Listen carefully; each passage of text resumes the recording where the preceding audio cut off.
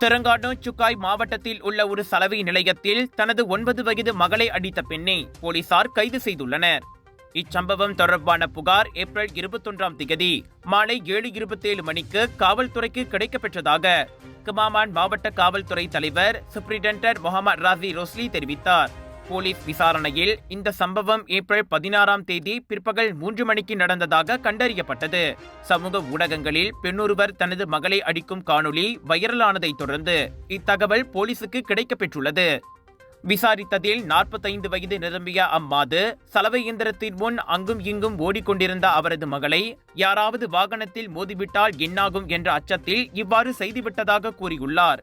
இதைத் தொடர்ந்து சம்பந்தப்பட்ட பெண் கைது செய்யப்பட்டு தடுப்பு காவலில் வைக்கப்பட்ட நிலையில் பாதிக்கப்பட்ட சிறுமி கமாமான் மருத்துவமனையில் சிகிச்சை பெற்று வருவதோடு தற்போது அவரது தந்தையின் பராமரிப்பில் இருக்கின்றார். ஜிஎம் இந்தியன்ஸ் பெருமையுடன் வழங்கும் Nagar Sammilan International Indian Expo 23 27 April வரை Seremban Prima Seremban KTM stations எதிர்ப்புறம் ஷாப்பிங் செய்ய ஃபுட் ஃபெஸ்டிவலில் 100க்கும் அதிகமான உணவுகளை ரசிக்க திரண்டு வாருங்கள்.